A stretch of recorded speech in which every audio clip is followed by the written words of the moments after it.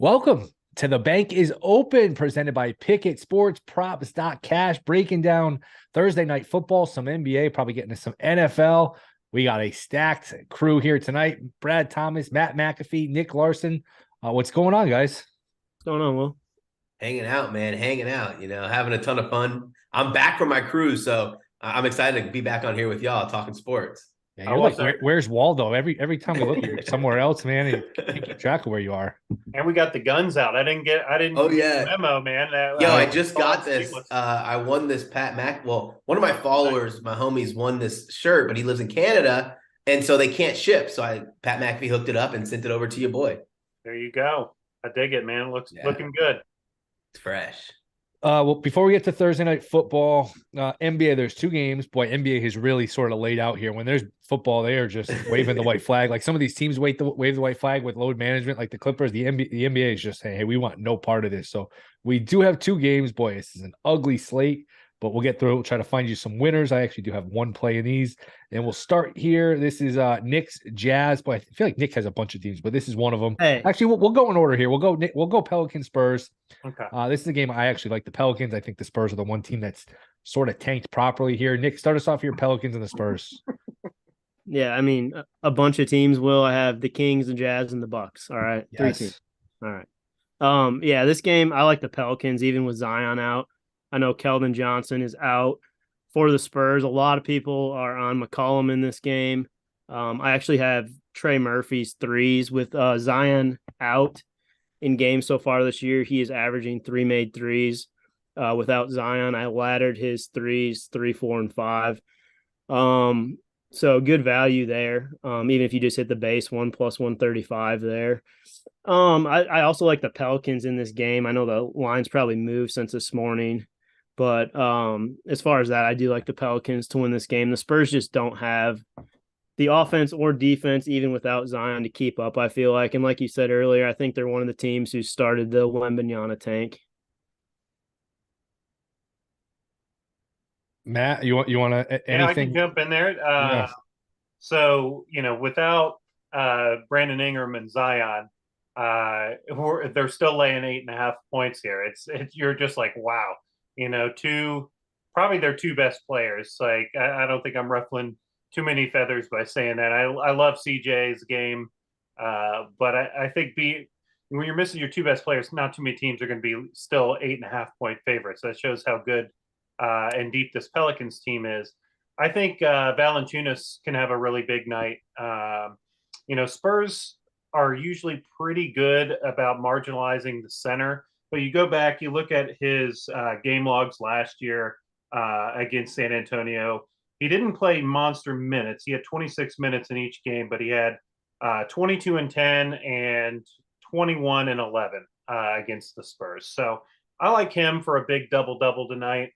I think McCollum points are a smidge high for me. Every time we talk Pelicans, his inconsistency is what bothers me.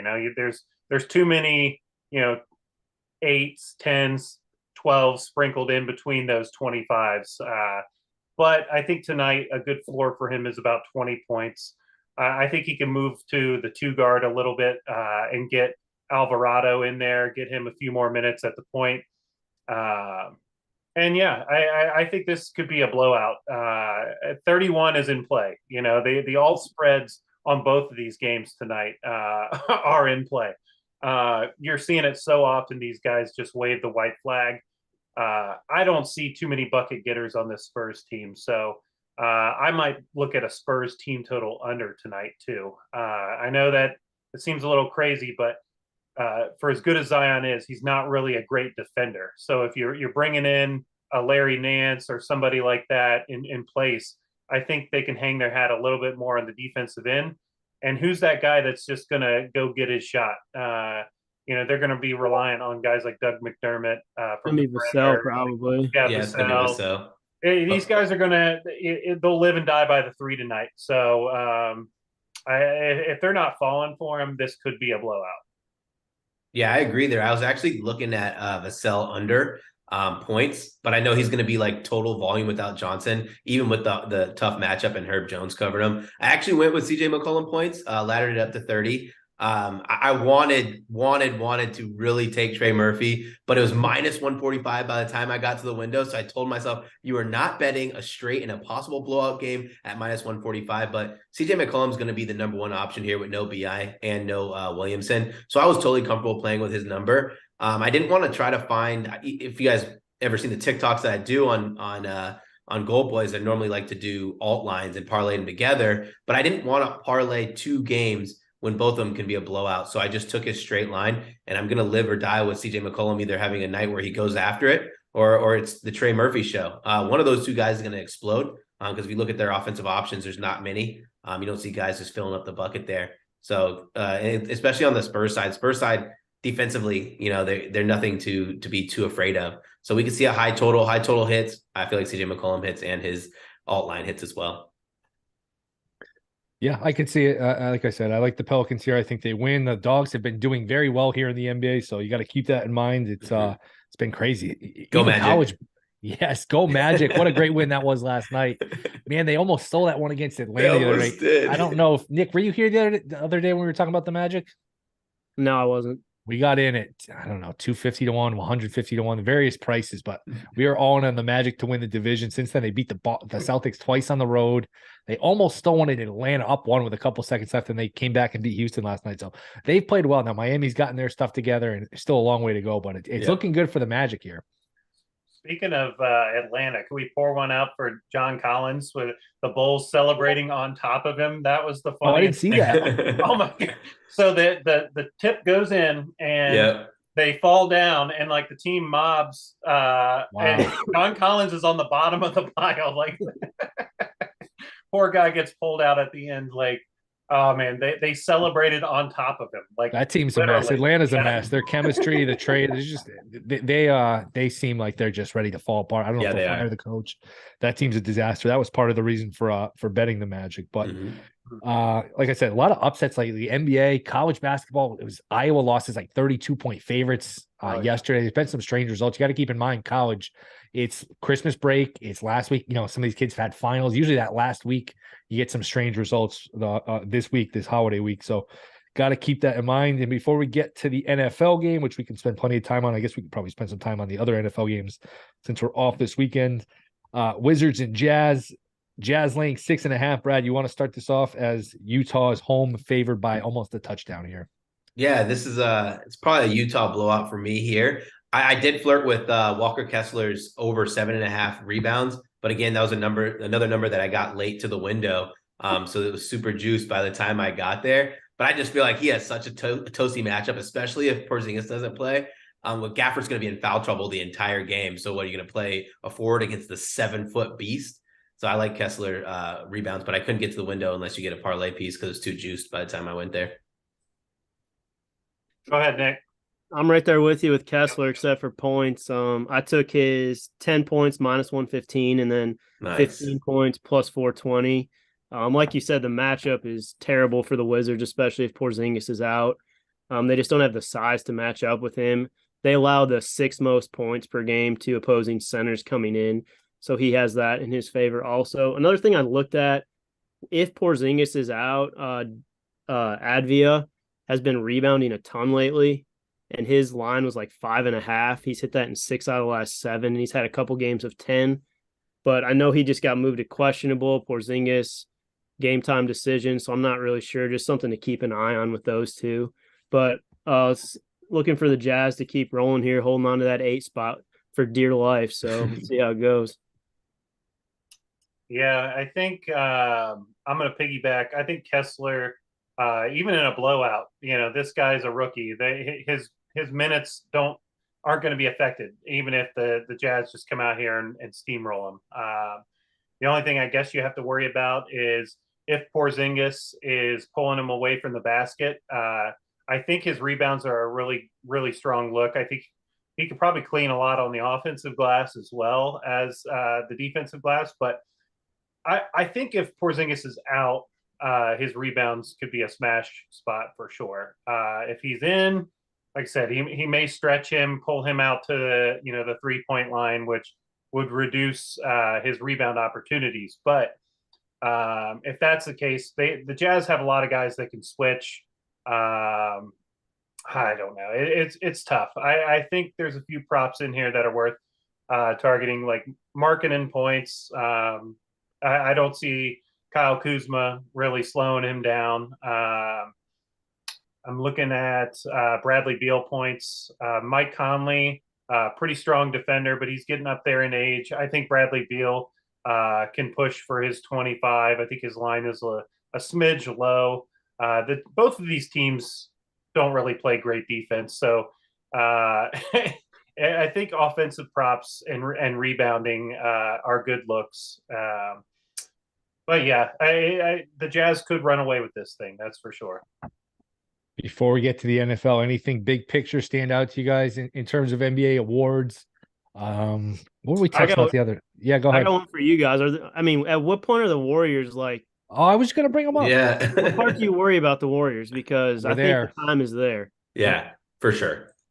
I think did we talk about this Tuesday, Mcafee? Then maybe we were texting about this. We talked about them, and they're a play-in team at best. Yeah, and if they're in the play-in, I'll take my chances. Like I would take my chances with that. I'm just assuming health. Right now, all they got to do is be within touching range of 500 come March. You know what I mean? Like that. This is a long season, guys. So I don't want to put any dirt on their grave just yet. I think Curry can get back, play himself. He says he's going to be able to stay in good basketball shape because it's his shoulder. I mean, he'll lose maybe some shooting stuff, but he can still run. He can still do all that. So it'll just be about getting his touch back.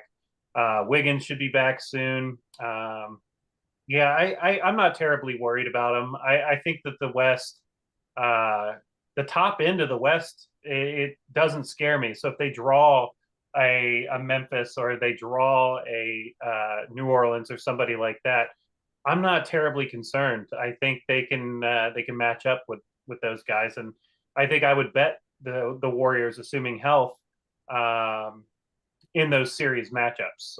So I guess right now they're a great team to fade. You know what I mean? Like in terms they played no defense right now. Yeah. Absolutely none. I mean, they did hold Brooklyn to 91 points. That's the good news. The bad news, that was the first half. So yeah, right. Kevin Durant could have scored 70 if he was so inclined. I looked at my phone and saw 43 points, and there was like a minute left in the first quarter. I was like, "What is going on?" Yeah, that was crazy. Not to change subject, but the Nets have quietly put it together too. I thought 3 or 4 weeks ago, they lost like 50 to the Kings. I was like, you know what? I think it's over for Durant and the Nets. It's probably time they move on. And I said all summer they would keep him. They barely lost since they're up to like the 4 seed. They're right behind Boston, who hasn't played great. So I don't know that they're as good as Boston and Milwaukee, but that's another team that's interesting where they're probably buyers now instead of sellers. And hey, you got Durant, you got some of these guys back healthier. They still probably need a big, but that's an interesting story too. But to get back to the Warriors, I would say, look, I mean, it's a playing team at best. And if they slip up and, Curry has some sort of hiccup, I know they still have the 4th best title odds, and everything Matt said is true. You can't put dirt on the grave. I get that. But man, like they're 3-16 on the road. Not too many times you see a team win a championship and look back and remember when they were 3-16 on the road? Part of it is health, but part of this is there is something off with this team, I think. Yeah, for sure. And what's really annoying about the Warriors is like they don't even try to get back in games. Yeah. Like Kerr pulls his guys like start of the 4th quarter, we're down by 20. All right, it's over. See you next game. I think they know, though. That's the beauty of their system. Like they're all on the same page. They get killed consistently by bettors and by people that talk about it. But they are okay. Like I think they know what they're doing over there. They got to get these young guys minutes. They got to get some rotation figured out. They might make a trade.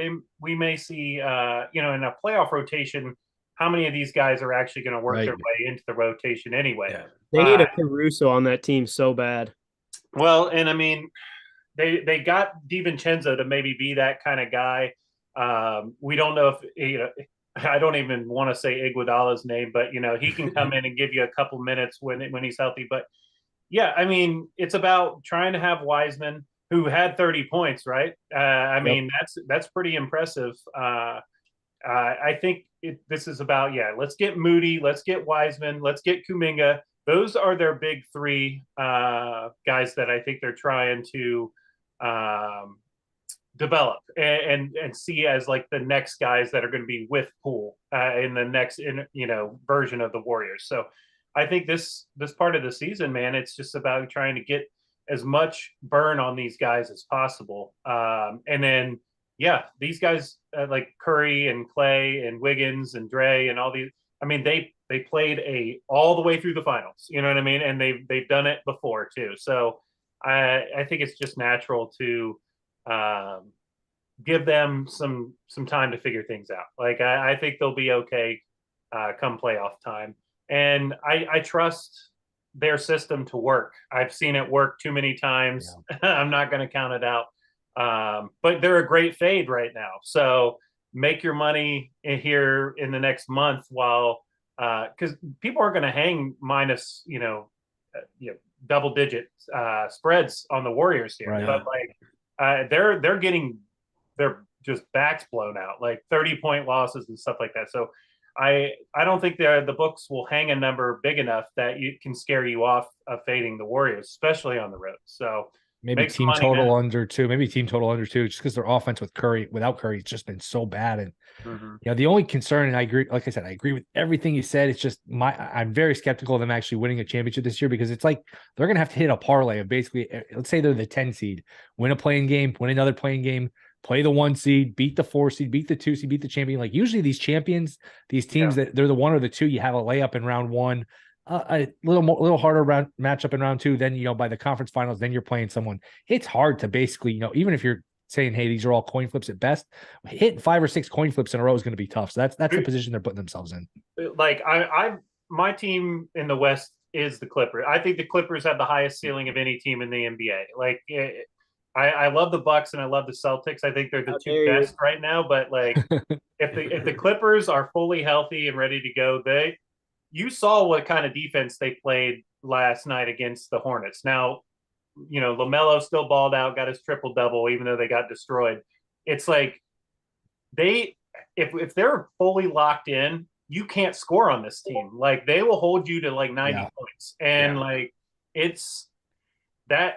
To me, that's the only team that I think can really, like, I look around on the West. Who else would you pick? Like, who would you pick to beat them in a series? Like, assuming health for the Warriors, like, what team has been there, done that shows that, hey, you can't trust Phoenix. The Grizz look like they could do it. They knocked them out in the play-in game. Like, ooh, okay. But like, the Pelicans, maybe. Like I like the Pelicans roster, but how many of those guys have won champions? Denver, you don't really trust. Denver has that bad loss. Like, that they'll have a Laker game where Davis gets hurt and you figure they're going to blow them out. They just have a lot of weird games like that. But to me, like there's nobody that you can really trust to say, all right, like this is the team that's taking the Warriors out. Like probably the Kings or the Jazz. Yeah. Yeah, the Kings, they don't know better. They're so dumb, like, and that's what's so frustrating with the Kings. Like, I like them a lot. They're fun to watch, but man, you're up like 15 points, and then Fox is arguing a foul, gets tossed, double technical, and then Herter does a free path foul, and it's like you give this team and the ball, so it's like you give this team an opportunity to get like a 7 or 8 point swing in like a one possession. And you're like, what are you guys doing? And like I don't think Mike Brown has control of the team. He's trying. They were playing with their food a little bit last night, because I wish I gave out the Kings. The Kings were a good bit. They killed the Lakers. They enjoyed playing with, and over team total over. That was going to be one. The Lakers just can't defend without Davis. The Lakers might be the worst team in the league. I know LeBron's still LeBron, in terms of name, but boy, that's a horrible roster. Yeah, I mean, Thomas Bryant is looking good here. He played really good last night. Yeah, these games without AD, I think I'm liking what I'm seeing. He's got his 3-point shots looking good. But yeah, the Lakers, you go from 2 to 9 just from their team for everybody else. Like, my goodness, that's a rough squad.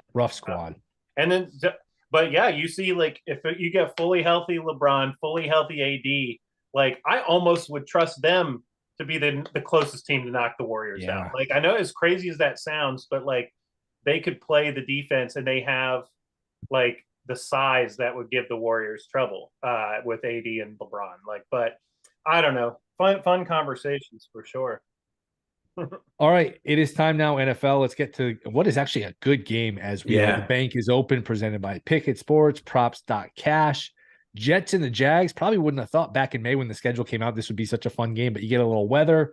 You get the cool uniforms, teams in the playoff positioning. We can start here. I guess, Matt, you want to start us off as it is Jets laying 2.5. I don't know if we'll get the 3. Totals varying from 37.5. Obviously going to deal with some weather. Right. Where do you want to start here? Jets and the Jags. Gosh, man. If it touches 3, I would take Jacksonville. I don't think it will. Probably 2.5 is where it'll go. And when the Jets were 1, I loved their money line. The -120 or whatever. Like now that I'm looking at -145 here.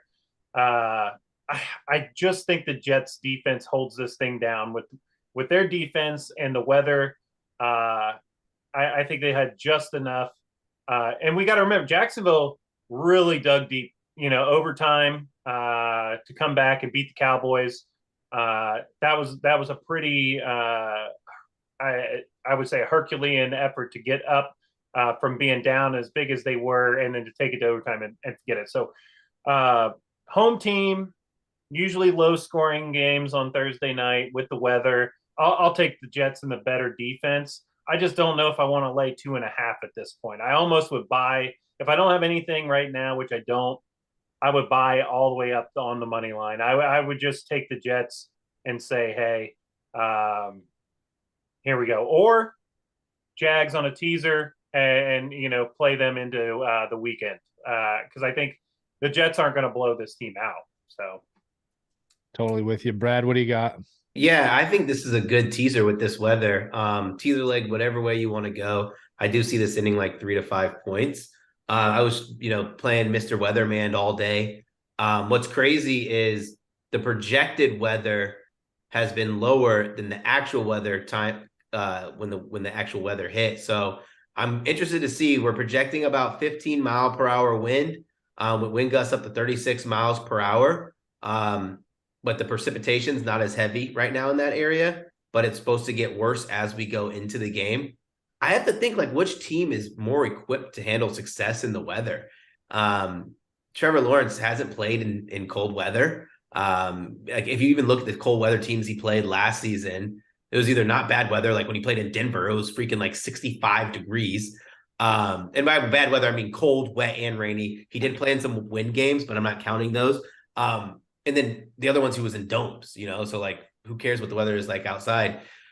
It's tough for me to pick a side. So I think if you want to be on a side, you're going to have to just tease one side. And I think that's an easy method. Take the Jags up. The Jags have been playing really good football. Travis Etienne really needs to get going. And I think he can. I don't think the Jags need to pass the ball, which is great. I'll just move right into my props though.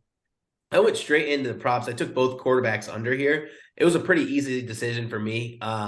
This method works more in college football, but in NFL, it's pretty effective. Like I already took Andy Dalton's under, and I think that's already moved like 7 or 8 yards since I took it. But you take quarterbacks passing under when you see wind gusts past 30. We might get to 40. It's going to be tough for these guys to throw the ball. In this game, even more so, Trevor Lawrence is up against one of the best pass defenses in the NFL. The Jets are 6th in defensive DVOA, only allowing 211 pass yards per game. They held Josh Allen to 205, 148, 147, and then they held Kirk Cousins to 173. That's with clean bill of weather. Now we're in the cold, wet, rain, and you think Trevor Lawrence is going to get past 215? I don't even think they're going to. I don't think Peterson's going to even script it like that. I think he's okay with slowing the game down, winning this one in a slugfest. Kind of leads me to the total. I did put some free money on that boost that FanDuel had out. I feel like it was absolutely, you had to.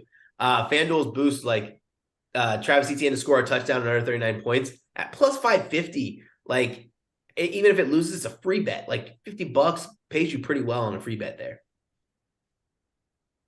Nick, what do you got here? Brad, you're scaring off my fantasy quarterback tonight in Trevor Lawrence. I got Lamar Jackson out, so I got to ride with him. I'm hoping maybe I know I talked to you a little earlier, but I'm hoping maybe he can do some running in this game. Yeah, maybe punch one in. I'll take the Jags money line and be that guy. I'll take their money line. I don't know. Wilson just scares me. He's been putting up some decent stats, but I don't know. He scares me. The Jags are hot right now. Titans are in trouble with Tannehill. Maybe they can grab this game and make a run for the division. I know they're playing for that now. So I will take the Jags money line in this. And then I also like Trevor Lawrence rushing yards in this game. I like that too. Interesting. Yeah. Now go ahead, Matt. No, I think I like what you were talking about, especially Jacksonville division. I think, them controlling their own. I wouldn't be surprised if they win. I just, I leaned Jets just because of the weather and the defense angle, but I could see the Jags winning. I think Lawrence's rushing yards make sense. I think, these Jets corners, they're really strong in coverage, so he may see that and try to take off. And really, you don't need much. You only need a couple scoots there to clear that low line. I think it is 11.5 or something. I think it moved to 12.5 now. 12.5. So I mean, not a major difference there. I think that's a pretty good look. I'm interested to see these inactives. I want to make sure who's in and who's out because of the James Robinson revenge angle. I notified that in my channel a couple days ago. They were hanging a pretty high number on it. He's been a healthy scratch, and he hasn't been a great fit in this Jets offense. They gave him a little burn after Hall went down, and he was, I think, averaging less than 3 yards a carry. So you see Knight has really stepped up. I don't anticipate him being active. And now the value's a little bit depressed. So I just wanted to touch on that because it was a play that I had given out, and I think it'll void most likely. I think he'll be a healthy scratch. Looking at it, I mean, a few player props I do like Brad mentioned. Is it going to be raining as much as we were potentially thinking? I think 15 mile an hour is it seems like a lot, and then sure there are some gusts, but that's why I like Garrett Wilson receiving yards today. I think with Davis back, it allows him to slide inside where the Jags can be attacked and attacked very successfully. I think this looks like a big game for him. I think Wilson's going to want to be making safe throws in the middle of the numbers, not try to stretch it out to the sides. And that's where Garrett Wilson should really eat. I think 4.5 receptions, when I was looking at it, looks a little low. You could take that over. But I decided to attack yards because he's such a good yak guy. One broken tackle, he might house something. I think he had 90 yards on 4 catches last week. So instead of doing the catches, I went the yards route. And I think it's a good ladder opportunity as well. I know that kind of goes counterintuitive to some of these under quarterback passing yards that you guys gave out, but he could hit a full ladder, and Zach Wilson's passing yard under could still cash pretty comfortably. He targeted him 9 times, and I think that'll continue tonight. And I'm pretty comfortable in this Garrett Wilson spot. I am tempted to go on his anytime touchdown as well. I like that it's around like plus 220. I think that's a juicy price for it. Somebody's going to score some touchdowns tonight, I think. And I like Etienne for an anytime touchdown. I know it seems crazy because he hasn't scored in like 5 weeks. But, I talked about that on Proper Chop with Jerry and Greg. And he's the short shot against this Jets defense who's like really, really strong. So that just tells me I think Doug Peterson's going to try to use his receiving skills out of the backfield to try to take advantage of some of these linebackers. And I think, Brad, wasn't it you that mentioned Evan Ingram? Yeah. Yeah. I think Evan Ingram and Travis Etienne are going to be Lawrence's guys because the Jets corners are so good. I think those intermediate and short yardage plays to the tight end and running back are good looks on the Jacksonville side of things. What about on the total, Nick? Anything? 36.5 now. I gave this out on my channel the other day. It was 40.5. I'm definitely going to buy back on some over. It's, 37 is a key number, 38 key number. Every point is so valuable in a total this low. So I'll take a little back on the over here and just hope to hit a middle. Nick, at 36.5, if you had nothing in pocket, how would you play the total? Yeah, like you said, I liked it a lot better in the 40s there. I don't know. It's tough at this number, 36.5. I might go the over on this. I could see some weird stuff happening, maybe weather-wise, maybe somebody slips or something. Like, who knows? I'll take the over if I had nothing. 2017 is still a low-scoring game, and that gets you over. Right, exactly. Brad, anything for you on the total? Yeah, probably would pass for me. I would probably be more entertained around 38. This is a game ultimately depends on how much precipitation we get. Like Matt said, 15 mile per hour is not bad when it's only 15 mile per hour sustained. The gusts will happen, which is why I'm on the under. And you're not going to see a lot of deep bombs, but like the rain is really going to where it's going to get sloppy and you're going to want to run the ball more. 36 is just too low. I don't think I would be entertained at the over because this could be 10-13. Like I would not be shocked at all if it was 10-13. There's a stat of totals that are under it was like 30, I think it was like 38. Hitting at like a massive number to the under over the last, since I think it's 2008. And I don't have it off the top of my head because I hate playing totals, but it's crazy when you think about it. Can I throw an angle out for you guys and Go you guys for it. toss around? So what about the both defenses and special teams touchdown props tonight? I'm looking at. Didn't the Jags have one last game? Yeah, they ended it on. They ended it on. They did. I was just looking at their touchdown thing. Right, and the Jets special teams has conceded. I want to say 2 kick returns. Pretty like I know the Pats game was one, and I think they had another one here recently too. And I think those are potentially live. Lions ran one on them last week. First touchdown. Okay, that's right. That's right. Yep. So there may be some coverage issues there. Jacksonville. I think Agnew or he returns kickoffs. I'm not sure if he returns the punts or not too, but I need to double check that. He's pretty elusive. He's pretty quick.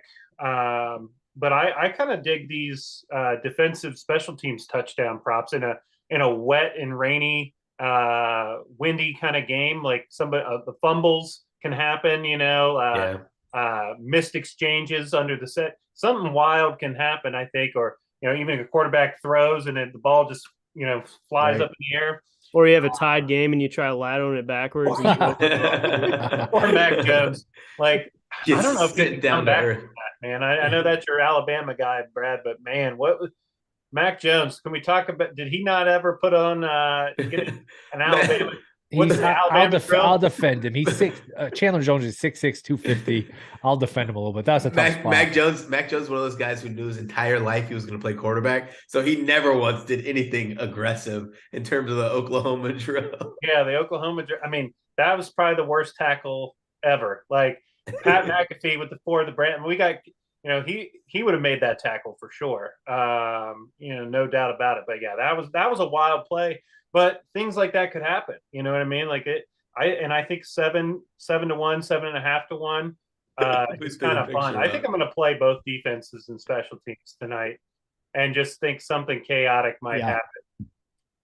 Hey, if you get a defensive touchdown at 36.5, if you're going to count for a defensive touchdown, you probably should play the over because, man, like I said, that 36.5 is so. Let's talk about first touchdown score, and maybe that ties in. Maybe you want to take a shot with the defense or the special teams.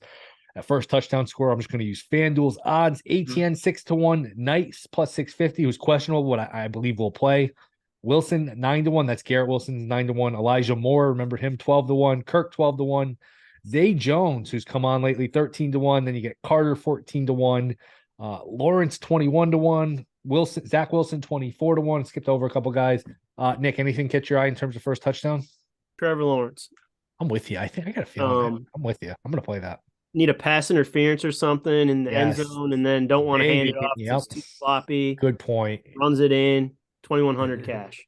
Oh, nice.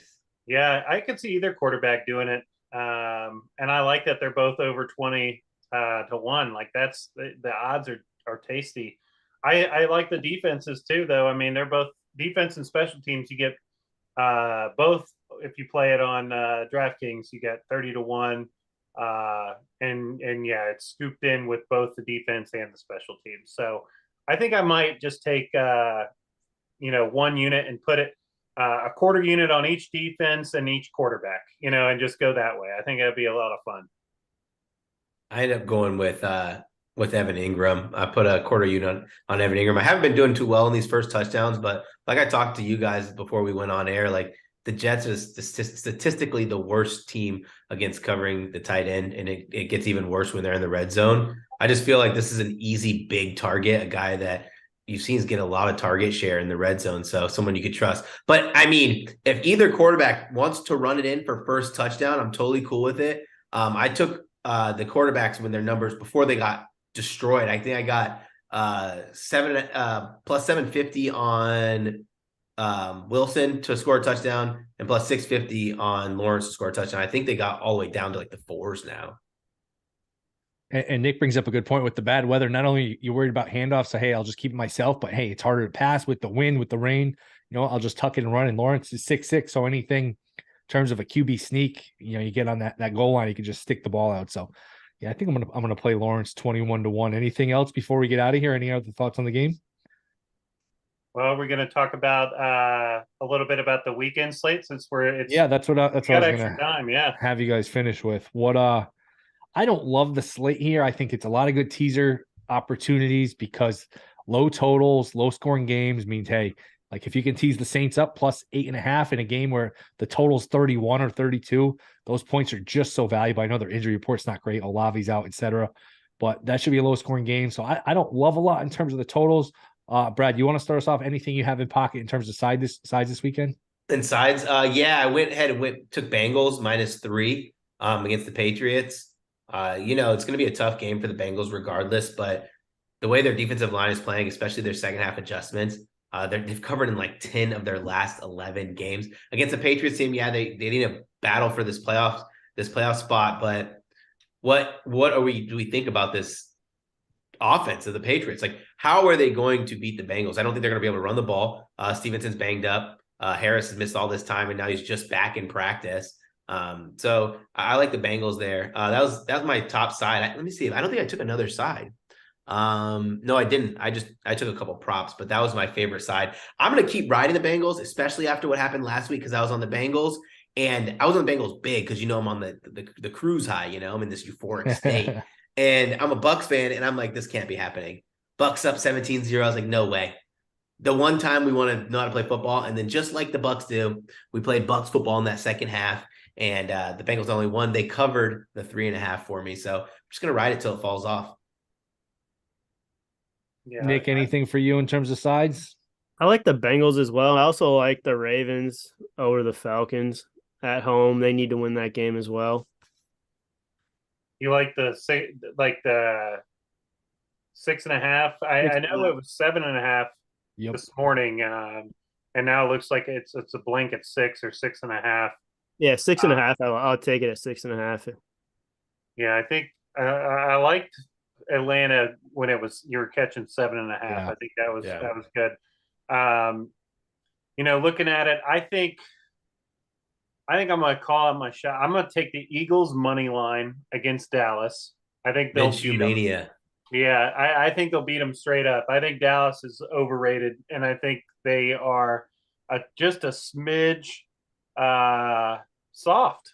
I don't know. That might be a harsh word, but I think mentality, like this is a Mike McCarthy team, and they're showing their mistakes. They're showing they can't clip this defense that you get a massive lead and you get this pass rush is supposed to go to work, and you tell me Trevor Lawrence and company, Trevor Lawrence and Zay Jones kill you. Like, all right, I'm pretty confident with this. Even Minshew with AJ Brown and Dallas Goedert and Devontae Smith and stuff like. I think they'll have a good game. So I'm going to call that and say the Eagles straight up on the money line. I love Pittsburgh against the Raiders. Yeah, 2.5. They'll win that game. Franco Harris passing away. Rest in peace, Franco. Like that. They were already planning all this stuff around him and honoring him, and for him to pass away suddenly was pretty shocking. They are going to play with their hair on fire for him. Yeah. You know what I mean? It's going to be a really, really emotional day for them. They get Pickett back as well. So I think they'll handle their business pretty comfortably. What was the other game I liked? San Francisco. There is no way the Commanders are going to be able to score points on this defense. No. So, I mean, kind of worried. I'm waiting for the other shoe to drop with Birdie. Can he be this good? Can he really be this good? Where it's like I don't think he has. Drop. As long as he's not throwing pick sixes or something like that. He's been legitimately good though. Right. I know they're not asking him to do a ton. The depth of target is low, but man, he just. Yeah, they won with Garoppolo. They didn't win with these other quarterbacks, Mullins and these other guys. Mm-hmm. Purdy has stepped in and just not missed a beat. I feel like at some point he's going to look like the last pick in the draft. Probably the playoffs. Maybe on the road, Philly, or even Minnesota. Although, boy, I don't know. Can you see Heineke running for his life with Nick Bosa chasing him? Or Wentz. They're talking about putting Wentz back in, which is don't do that to poor Carson. He just got healthy. He's going to get hurting. What's going to be the over-under on Derrick Henry's rushing attempts at home against Houston? 25.5. Great call. Great call. I already took Derrick Henry 2 touchdowns plus 330. I'm going to take him 100 yards and a touchdown. I projected it was going to be plus 110. I'm actually going to be closer to minus 120. We talked about this the last time they played the Texans, and I remember I was like, if the book hangs any prop on Derrick Henry, take it. We smashed that game. Yeah, whatever. Any touchdown. The only thing that didn't cash, I think, was 3 touchdowns. And the 250 and 2 touchdowns. That was the only. Hilliard's got a bunch too. Everyone ate. We smashed that game. I remember that. Right, I remember it. Yeah, he flew over carries, yards, touchdowns. That was the game he had 150 yards 2 minutes into the second quarter. 32 carries, 219 yards, 2 touchdowns. Wow. And then whatever they hang on Malik Willis, that dude can run and run really good. Yeah. So I mean, if they hang a 38, something high like that, they do sometimes for Daniel Jones and some of the other QBs. When Sam Howell played, they hung a 36. Yeah, I could see them putting him in the high 30s. I still might take it. That's how bad this Texans run defense is. Mm-hmm. And yeah, if he's running the option and he puts the ball in Henry's belly, you don't think they're all crashing in and he could just pull it out and scoot. We might have a Justin Fields kind of rushing day for Malik Willis here. So when you say Willis can run, I think of the line from Major League when they're talking about Willie Mays Hayes. He goes, "You run like Mays, but you hit like shit." Because Willis, he can run, but man, he can't pass. He's just not ready to play the position yet. I don't know if he ever will be, but boy, that's I don't know if they can win the division. They are a dead duck if they ever get in the playoffs with him, because that's not a playoff team. They're beat up everywhere. Tennessee, everywhere. They have so many injuries. Yeah. Fade the Colts. Sure. Colts, let's see. They 4.5. Nick Foles. But is this a move to say we're going to make moves and see what we got out of Foles, see if we're going to get rid of him, or are they throwing in the towel, waving the white flag? I think there's some incentives on. Don't they have, if they play Ryan a certain amount, they owe money for next year, and if he gets hurt, they have to guarantee. So maybe they're just trying to save money. Maybe look, Ryan shot. I mean, I know Foles probably is not a great answer either. This is just change for the sake of change. Ryan shot, so I can't blame him. He's I didn't understand that move, and he's pretty much got nothing left. I don't think. I wonder if he even plays next year. Foles is only good in Philadelphia. Right. I mean, it's We've like seen that. right. So the Chargers, man,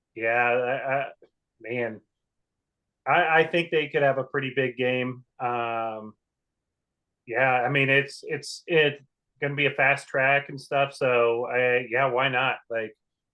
JT shut down too, right? For the season. Opened at 3. Yep. It opened at 3 and then moved to 4.5 with Foles. If the Colts cover, I'll eat my shoe on air next week. How do you eat a shoe? I mean, you'd be able. Would that work that way? Who throws a shoe? Really? Yeah. Oh man, tough one. Broncos Rams. That looks. Oh god. Can't wait to watch that game. I cannot wait to take McManus over 1.5 field goals. That's going to be an auto lock. The Rams are third in the NFL in field goals allowed, and it's indoors. And you have Russell Wilson coming back, the guy who can get you to the red zone but doesn't know how to score a touchdown. It's going to be so easy to bet McManus over 1.5 field goals. Like, I'm literally just waiting. I mean, I'm benching Daniel Carlson because he's playing in that crazy Pittsburgh weather and starting McManus. What do you guys think about Packers and Dolphins? How do you think? Packers? I don't think the Packers are dead. I think the Packers, if they can win this game, they'll probably beat Minnesota. That could be a game week 18 where it's them versus the Lions and the winner's actually in the playoffs. Now, they're going to need some help, but hey, you're going against the Giants and the Seahawks and Washington and these teams. I actually think the Packers are live. Yeah, I like the Packers. I like the Packers at 5.5. I don't mind them at 3.5. Don't like them as much, but like, I expect a big game out of this Packers team. Like, the Dolphins just spent all this time on the road. People say, oh, now they're finally coming home. It's not like that easy. You don't just automatically flip a switch and say, oh, now we're back in our home field after this long road trip. Like, that's just not how sports work. You're fatigued. You played a lot of really good teams. I see a pretty solid letdown for the Dolphins here. Weather's going to be beautiful too, so none of that Miami advantage. It's going to probably be like 70 degrees. I think I saw it was cooler, like in the 50s with a little wind, like not typical Miami weather, which probably helped Green Bay too. Yeah, I looked at the weather. It must have changed when I looked at it. It's gonna be 50. I remember. You're right. It's gonna be like 50 degrees, 55 degrees. Because I checked Orlando right afterwards, and Orlando's gonna be in the 40s, and I was like, oh, get me out of here. Yeah. I did just see one little housekeeping. The Jets inactive. So James Robinson is inactive. So if you were with me on that, like, just fun little prop, potentially that'll void out. So I know a lot of people jumped in on that. And I was looking if there's anything on the other side, if there's any news. We know Walker's going to miss for Jacksonville, which hurts. But I don't think, Lawrence, they said it's going to play. I don't think that was ever in question with the toe injury. So nothing, I don't think, too earth-shattering from the Jets. Anything else, Nick, before we get out of here? Nothing. All right, guys. Well, appreciate it. This was fun. Pickett play. Well, I gave out Pickett play of the day. I gave Zach Wilson under, I think it was 195.5 passing yards at, I think it was FanDuel. So it was FanDuel. So that'll do it, guys. Enjoy the games. Merry Christmas. Happy holidays to everyone, to the listeners. We appreciate you guys. I think we'll be off this weekend and we'll be back on Monday. Eli usually's got the rundown. So appreciate everyone for listening. Matt, Nick, Brad, Merry Christmas, guys. Enjoy it. Let's win all our bets. Peace out, guys. Yeah, we've been out for like 2.5 seconds. Sorry, Matt, I cut you off. But...